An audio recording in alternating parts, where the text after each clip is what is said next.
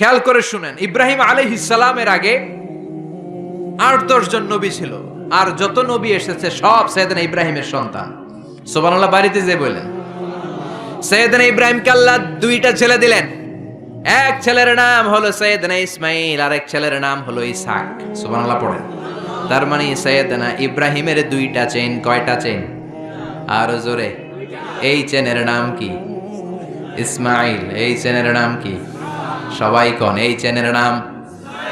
এইটার নাম? এইটা কথা কয় না, চিল্লায় বলেন এইটার নাম? এইটার নাম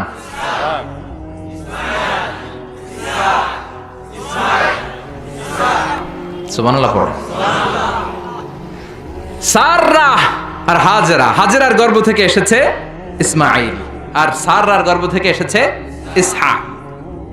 সাইয়েদনা ইসমাইল, সাইয়েদনা ইসহাক, এই 2 ছেলেকেও সাইয়েদনা ইব্রাহিম বললেন উনি আসিতেছে। উনি কে? মুহাম্মদ সাল্লাল্লাহু আলাইহি ওয়াসাল্লাম। এই 2 ছেলে সবাইরে বলে গেলেন আসবে, উনি আসবেন।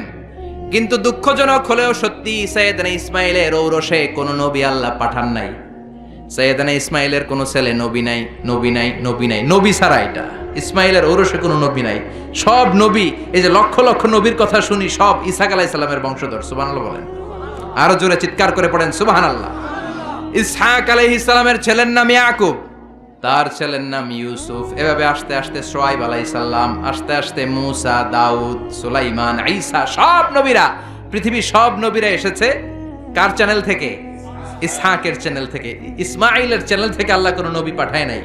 তো এই চ্যানেলের নবীরা সবার কাছে বলতে শুরু করলেন আসিতেছে, উনি আসিতেছে, আসিতেছে, উনি আসবেন, আসবেন বলতে বলতে লক্ষ লক্ষ নবী এই দিকে আসছে। এই চ্যানেলে কোনো নবী নাই। এই জন্য বনি ইসরায়েলের লোকেরা, নবীরা সবাই ভেবেছে ওই যে যিনি আসিতেছেন উনি মনে হয় এই দিক দিয়ে আসবে, উনি মনে হয় এই চ্যানেল দিয়ে আসবে, কারণ এই চ্যানেলে কোনো নবী নাই।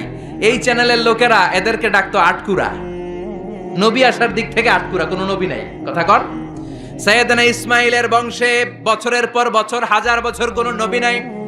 সাইয়েদনা ইসহাকের বংশে খালি নবী, নবীর ঘরের নবী, নবীর পোলা নবী, নাতি নবী, পুতি নবী, সুতি নবী, জুতি নবী, দুতি নবী, সব নবী। সুবহানাল্লাহ পড়েন।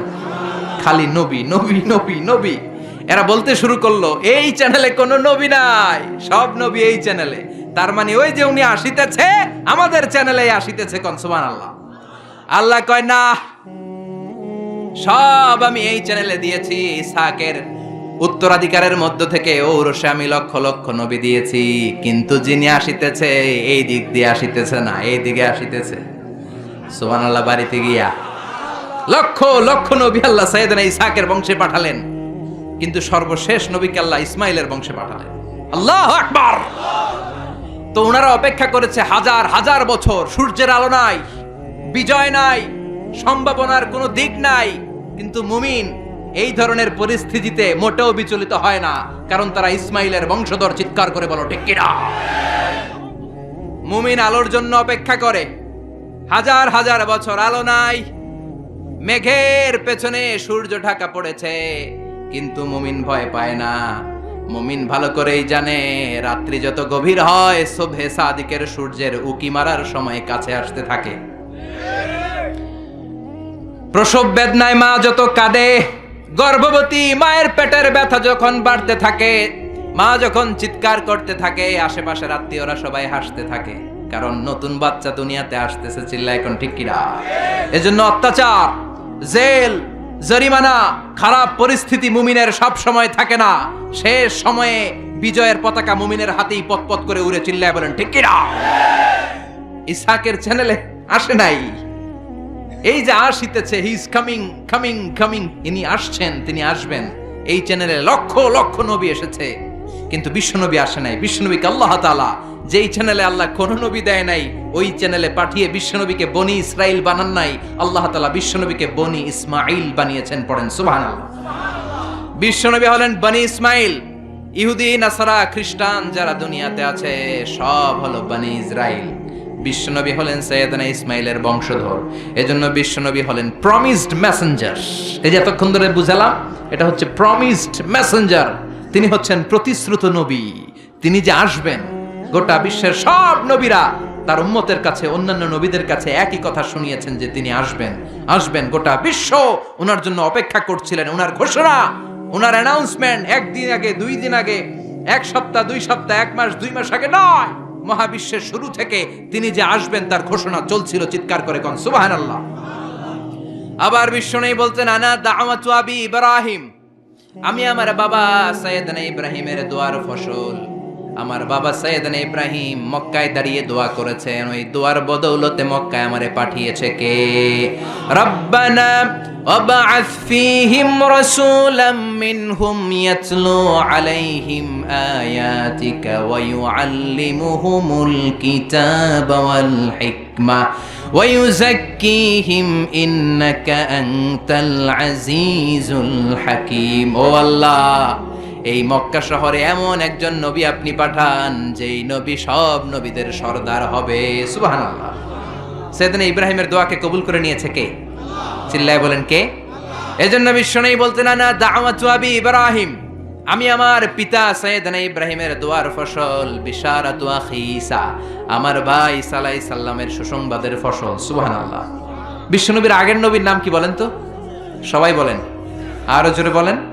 সাইয়েদনা ঈসা আলাইহিস সালাম বলেছেন, ইয়াতি মিন বাদি ইসমুহু, চিল্লায় বলেন, ইয়াতি মিন বাদি ইসমুহু, আমার পরে এক নবী আসবে, তার নাম হবে আহমদ। তার চাইতে সুন্দর মানুষ পৃথিবীতে আছে নাকি? এরা হতে হেলে দুলে নুরানি তনু ওকে আসে হায়, সারা দুনিয়ার হেরে মেরে পর্দা খুলে খুলে চায়। সে যে আমার কমলিওয়ালা কমলিওয়ালা, সে যে আমার কমলিওয়ালা কমলিওয়ালা। পড়েন আল্লাহু আকবার।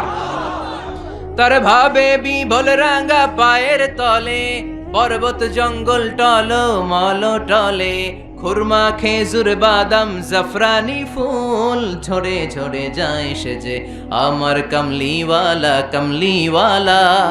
এরা হতে হেলে দুলে নুরানি তনু ওকে আসে হায়, সারা দুনিয়ার হেরে মেরে পর্দা খুলে খুলে চায়। সে যে আমার কমলিওয়ালা কমলিওয়ালা, সে যে আমার কমলিওয়ালা কমলিওয়ালা।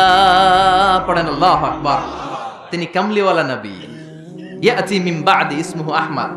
এজন্য বিশ্বনবী বলছেন, আমি আমার পিতা সাইয়েদনা ইব্রাহিমের দোয়ার ফসল, আমার আগের নবী আমার ভাই ঈসা নবীর সুসংবাদের ফসল, আর আমি হলাম আমার মা আমেনার স্বপ্নের ফসল। সুবহানাল্লাহ। বিশ্বনবীর মায়ের নাম কি? সবাই বলেন আর জোরে।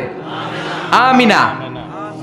আমিনা স্বপ্নে দেখেছেন, রুইয়াতু উম্মি ফিল মানাম রাআত ফি মানামিহা, আমার মা আমিনা স্বপ্নে দেখেছেন, আমি যখন আমার মায়ের পেটের ভেতরে ছিলাম, আমার মা স্বপ্নে দেখলেন আমার মায়ের পেটের ভেতর থেকে একটা আলো বের হয়েছে, একটা নূর বের হয়ে শাম দেশের বড় বড় প্রাসাদগুলোকে আলোকিত করে দিয়েছে।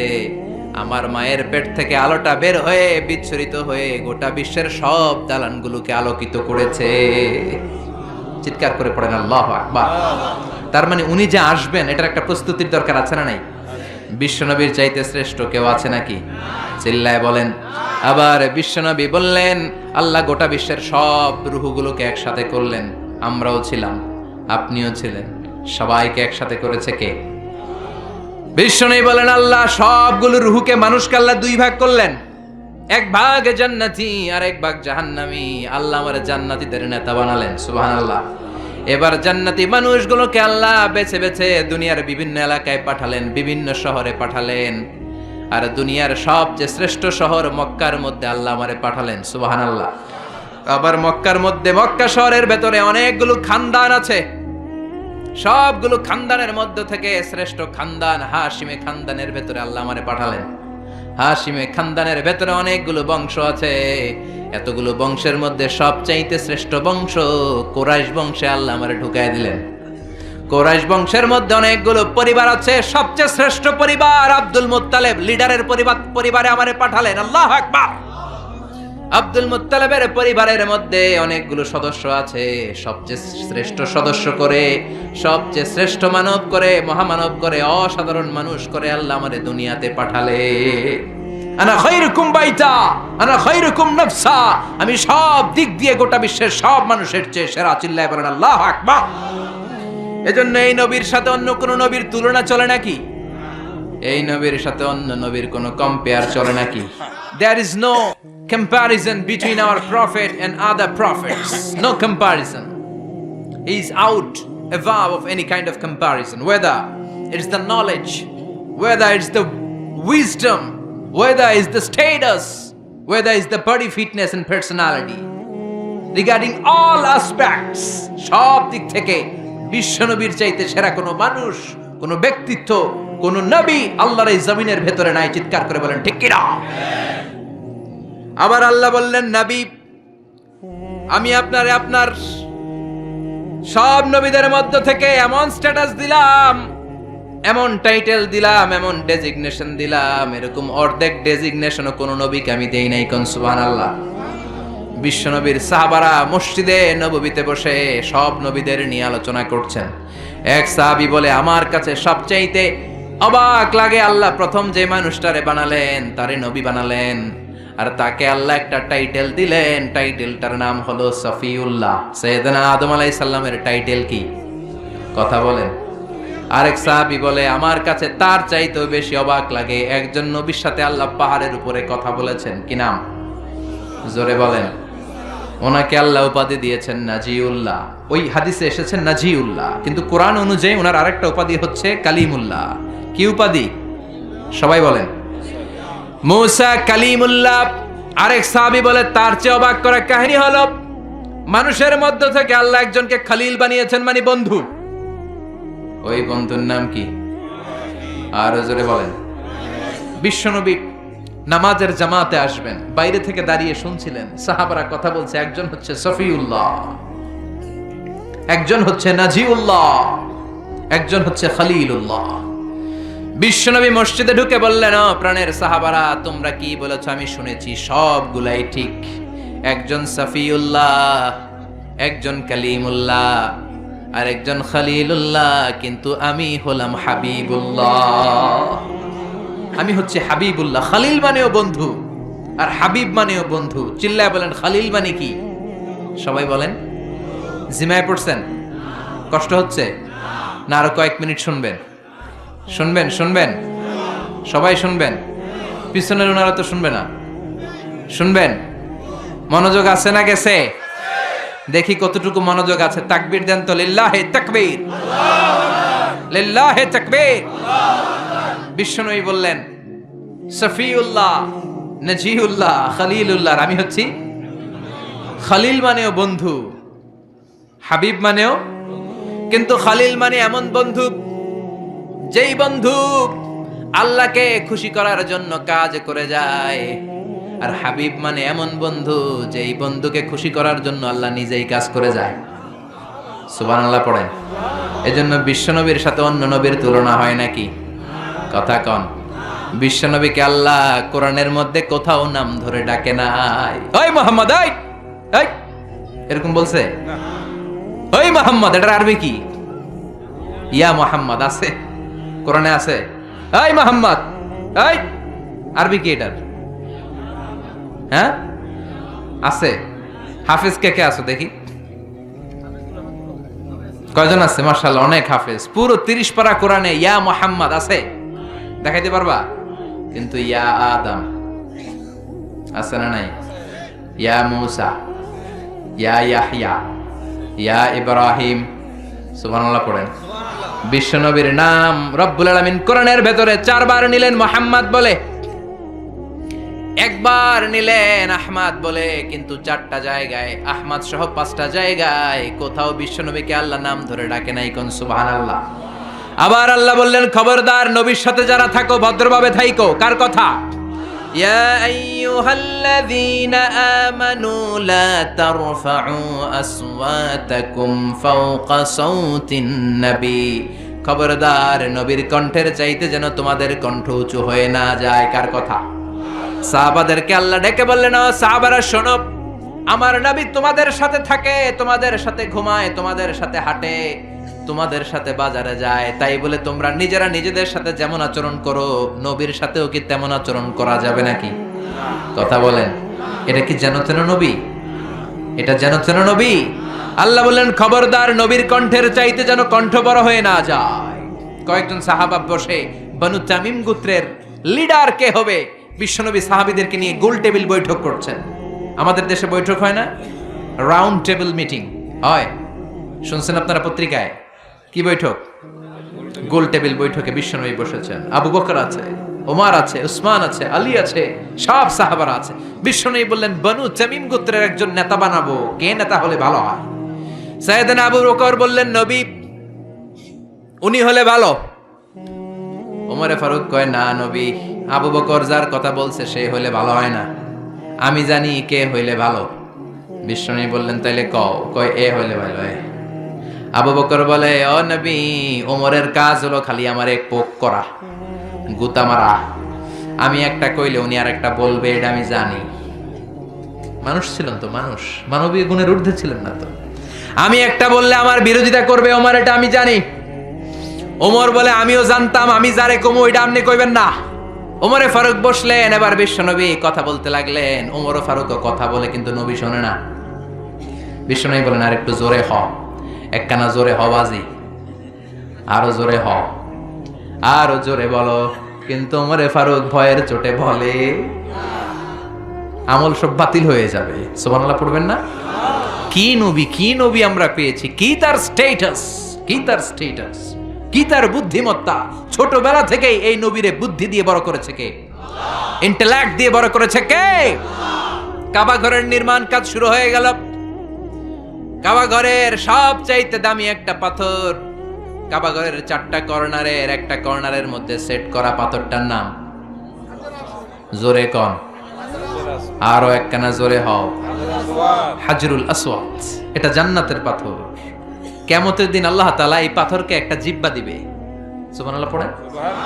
এই পাথরকে 2টা চোখ দিবে, আর আল্লাহ বলবেন ও পাথর বল কে কে তোরে কিস দিছিল। কিস কিস দিলে হাজরা আসওয়াদে দিবেন, উল্টা পাল্টা জায়গায় দেওয়া যাবে? কথা কন, কই দিবেন কিস? হাজরা আসওয়াদে নাকি বাবার পায়ে নাকি বাবার কবরে? কেউ ফিরে না খালি হাতে, খাজারে তোর দরবারেতে, আছে না নাই? ওই জায়গায় কিস দেওয়া যাবে? বাবারে মিস করা যাবে? মিস করবেন বিশ্বনবীকে। কাকে মিস করব? চিল্লায় বলেন, আরো জোরে বলে। আল্লাহকে যে পাইতে চাই হযরতকে ভালোবেসে, আরশ কুরসি লৌহ কালম না চাইতে পেয়েছে সে। হযরতকে ভালোবেসে, আরশ কুরসি লৌহ কালম না চাইতে পেয়েছে সে। আল্লাহু আকবার। এই নবীর ভালোবাসা ছাড়া জান্নাতে ঢোকা যায় না। এই নবী ছোট্টবেলায় কেমন বুদ্ধিমান ছিলেন। কাবা ঘরের নির্মাণ কাজ শুরু হয়ে গেল। কাবা ঘরের 4টা কর্নারের একটা কর্নারের মধ্যে একটা পাথর আছে। পাথরটার নাম কি? এই পাথরটার মধ্যে চুমা দিলে জীবনের গুনাহ মাফ করে দেয় কে? ওই পাথরে চুমা দিতে যাই আর ঠেলা ঠেলি আছে না নাই? ধাক্কা ধাক্কি আছে না নাই? হজ করছেন, উমরা করছেন, কারা হাত তোলেন? অনেকে করছেন। ধাক্কা ধাক্কি আছে না? আছে। মানুষ কি যে ধাক্কা ধাক্কি করে, এটা ঠিক না। বিশ্বনবী বলেছেন চুমো দাও, চুমো দিতে না পারলে হাত দিয়ে আঘাত করো, এরপরে ওই হাতে চুমো দাও। কিংবা লাঠি দিয়ে পাথরটার মধ্যে কুতা মাইরা লাঠিতে চুমো দাও। আর ধাক্কা ধাক্কির কারণে দিতে না পারলে দূর থেকে এরকম হাত দিয়ে ইশারা করো, সুবহানাল্লাহ। তারপরও পাথরটা আপনার পক্ষে সাক্ষী দিবে, সুবহানাল্লাহ। তো এই পাথরটা কি দামি না কম দামি? কাবা ঘরের নির্মাণ, হাজরা আসওয়াদের পাথরটাকে একটা নির্দিষ্ট জায়গায় রাখা হলো। সবাই মিলে কাবা ঘরকে নির্মাণ করা শুরু করে দিল। সবাই মিলে পাথর এনে কাবা বানায়। শুনতেছেন? মনোযোগ আছে না গেছে? আমার দিকে তাকান। মনোযোগ আছে? মনোযোগ আছে? পাথরটাকে সরানো হলো, পাথর এনে কাবা ঘর বানানো হলো। এবার এই হাজরা আসওয়াদের পাথরটাকে কাবা ঘরের ভিতরে কে সেট করবে এই নিয়ে মারামারি। কারণ এটা দামি পাথর, এটা জান্নাতি পাথর। এটা কি পাথর? আরো জোরে বলেন। এই পাথরটা কি পাথর? জান্নাতি পাথর, দামি পাথর। এই পাথরটাকে সরিয়ে কাবা ঘরকে রিনোভেশন করা হলো, পুনরায় নির্মাণ করা হলো, আর পাথরটাকে এক পাশে রাখা হলো। এবার 4টা বড় বড় দল ছিল মক্কার ভেতরে। এই 4 দলের মারামারি শুরু হইলো, কে পাথর রাখবে। এক দলের নেতা বলে, আমার চেয়ে বড় নেতা খেতা মক্কায় কেউ নাই, সব আমার, সব পিছনে যা। হাজরে আসওয়াদের পাথর কাবার মধ্যে সেট করা এটা অনেক সম্মানের ব্যাপার, এই সম্মানটা আমার দল নিতে চায়। আমি নিজ হাতে আমার দলের পক্ষ থেকে পাথর নিয়ে কাবার মধ্যে রাখবো। ওই দল বলে, প্রয়োজনে রক্তক্ষয়ী সংঘর্ষ হবে, আমার দল ছাড়া কেউ পাথরে হাত দিতে পারবি না। এরকম আছে না নাই? মারামারি, দেশ আমার, এই দেশ আমার, আমি স্বাধীনতার পক্ষে, আমি ওইটার পক্ষে, সব আমি খামু, আছে না নাই? 4টা দল, 4 দলের নেতাই বলে, প্রয়োজনে রক্তক্ষয়ী সংঘর্ষ হবে, রক্তের বন্যা হয়ে যাবে মক্কায়, কেউ হাজরে আসওয়াদের পাথরে হাত দিতে পারবি না। মক্কার কেউ সমাধান দিতে পারে না, কেউ পারে না। ছোট্ট মুহাম্মদ সাল্লাল্লাহু, বিশ্বনবী চলে আসলেন। বিশ্বনবী আসার পরে বিশ্বনবী বললেন, আমি সমাধান দিতে চাই। সবাইকে আমরা মেনে নিলাম, সুবহানাল্লাহ। কারণ ছোট্টবেলা থেকে সাদেক আল আমিন, সত্যবাদী, বিশ্বাসী, the most trust worthy personality in Mecca city. Mecca বিশ্বনবীর চাইতে বিশ্বস্ত দ্বিতীয় কেউ ছিল না, কোন সুবহানাল্লাহ। বিশ্বনবী বললেন, ছোট্ট মুহাম্মদ এসে বলল, আমি সমাধান দিব। সবাই বলল, আসো, তুমি আল আমিন, তুমি কি ধরনের সমাধান দিবা বলো। বিশ্বনবী বললেন, আপনারা 4 জন মিলেই রাখবেন, সমস্যা নেই। একটা রুমাল নিয়ে আমার কাছে আসেন। একটা রুমাল এনে বিশ্বনবীর হাতে দেয়া হলো। বিশ্বনবী বললেন, 4 জাতীয় নেতা রুমালের 4 কর্নারে ধরেন। 4 নেতা আবুলের মতো 4 কর্নার ধরছে। এই যে এত বড় রুমাল, বিশ্বনবী বললেন, ও জাতীয় নেতা আপনি ধরেন এদিকে, ওই নেতা আপনি ধরেন এদিকে, ও নেতা আপনি ধরেন এদিকে, আপনি ধরেন এদিকে। 4 নেতা আবুলের মতো দইরা খাড়াইছে। এবার বিশ্বনবী বললেন, হাজরা আসওয়াদের সামনে আসেন। বিশ্বনবী তার বরকতময় 2টা হাত দিয়ে মাঝখানে নিজ হাতে হাজরা আসওয়াদ রাখলেন, সুবহানাল্লাহ। বিশ্বনবী বললেন, এই তো আপনারা 4 জনেই ধরছেন, সুবহানাল্লাহ কইবেন না? কি বুদ্ধি, কি প্রত্যুৎপন্নমতিতা! এক একটা নবীকে আল্লাহ কি ইন্টেলেকচুয়াল পাওয়ার দিয়েছেন, সুবহানাল্লাহ। বিশ্বনবী বুঝালেন, এই তো 4 জনেই পাইছেন, মারামারির দরকার কি, এবার চলেন। বিশ্বনবী সামনে সামনে হাঁটে, 4 জাতীয় নেতা 4 কোনা ধইরা হাঁটে। মূলত হাজরা আসওয়াদ তার মধ্যে হাত লেগেছে কার? বিশ্বনবী, সুবহানাল্লাহ। আবার কাবার ওই কর্নারে যেয়ে দাঁড়ায়। বিশ্বনবী বললেন, সোজা হয়ে দাঁড়ান, আমি এবার ধরবো। বিশ্বনবী নিজ হাতে হাজরা আসওয়াদ পাথরটাকে তুলিয়ে কাবার কর্নারের মধ্যে রেখে দিলেন। বাকি 4 নেতা ছাগলের 3 নাম্বার বাচ্চার মতো আনন্দে লাফানো শুরু করলো, সুবহানাল্লাহ। কি বুদ্ধি, সবাই খুশি রাখার, কি প্রত্যুৎপন্নমতিতা! চিল্লায় পড়েন আল্লাহু আকবার। এজন্য এই নবী এমন নবী, যেই নবীর সাথে গোটা বিশ্বের কারো কোনো ধরনের তুলনা চলতে পারে না। চিল্লায় বলেন, পারে না। এই নবীর চেহারার সাথে অন্য নবীর চেহারার মিল আছে নাকি? অনেকে বলে সৈয়দনা ইউসুফ আলাইহিস সালাম সবচেয়ে বেশি সুন্দর ছিল, কিন্তু আমার বিশ্ব নবীর চাইতে বেশি সুন্দর নাকি? বেশি সুন্দর? বিশ্ব নবীর কুমারী বউ মা আয়েশা বলেন, ও মিশরের নারীরা, তোমরা ইউসুফ নবীর সুন্দর বলো। ইউসুফ নবীর চেহারা দেখে ওয়াকাচ্চানা আইদিয়াহুন্না, মিশরের নারীরা মাল্টা ফল বা লেবু কাটতে যে আঙ্গুল কেটে ফেলেছে। তিনি মিশরের নারীদেরকে লক্ষ্য করে বললেন, ও মিশরের নারীরা, শোনো শোনো, সৈয়দনা ইউসুফ আলাইহিস সালামের চেহারা দেখে, সৌন্দর্য দেখে লেবু কাটতে যে তোমরা ভুল করে শুধু আঙ্গুল কেটেছো।